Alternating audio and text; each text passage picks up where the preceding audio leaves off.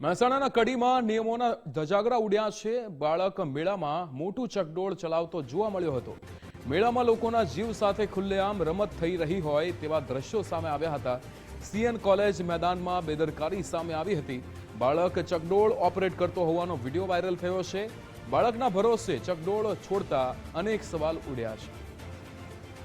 અનેક સવાલો ઉઠી રહ્યા છે કે જ્યાં આપ જોઈ શકો છો બાળકના સહારે અહીંયા ચકડોળ સોંપવામાં આવ્યું છે।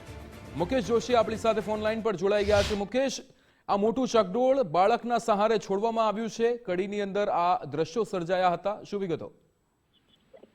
વિક્રમ, ચોક્કસથી વાત કરવામાં આવે તો કડીમાં નિયમોના સજાગરા ઉઠાવે પ્રકારના દ્રશ્યો જે છે સામે આવી રહ્યા છે। ખાસ વાત કરીએ તો સીએમ કોલેજ મેદાનમાં એક ભયંકર બેદરકારી જે છે જોવા મળી રહી છે।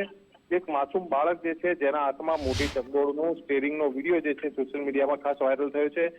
મેળામાં લોકોના જીવ સાથે ખુલ્લેઆમ રમત રમાતી હોય પ્રકારના દ્રશ્યો જે છે વાયરલ વિડીયોમાં ચોક્કસપણે જોઈ શકાય છે। નાનું બાળક જે છે એ ચકડોળ ઓપરેટ કરતું હોય ત્યારે અત્યંત ચોંકાવનારો વિડીયો કહી શકાય। સીએન કોલેજ મેદાનમાં આ કહી શકાય કે જે એક આનંદ મેળાનું આયોજન હતું ને એની અંદર આ નાના બાળકના હાથમાં જે કહી શકાય મોટા ચકડોળનું સ્ટેરિંગ જે છે હાથમાં છે। જો કોઈ મોટી દુર્ઘટના સર્જાશે તો તેના માટે જવાબદાર કોણ, તેવા વેધક સવાલો પણ અહીંયા ઉભા થઈ રહ્યા છે। આ ખાડા કાન કરતા તંત્ર સામે લોકોમાં ભારે રોષ જોવા મળી રહ્યો છે। શું કોઈ મોટી હોનારતની રાહ જોવાઈ રહી હોય પ્રકારના દ્રશ્યો સ્પષ્ટપણે જોઈ શકાય છે। અનેકવાર આ પ્રકારની ઘટનાઓ સામે આવી છે, તેમ છતાં તંત્ર સુધરવાનું નામ લેતું નથી અને બાળકના એક માસૂમ બાળકના ભરોસે આખી ચકડોળ છોડી દેવાતા અનેક ગંભીર સવાલો પણ અહીંયા ઉભા થયા છે। જી બિલકુલ મુકેશ, સમગ્ર માહિતી સાથે જોડાવા બદલ આપનો આભાર।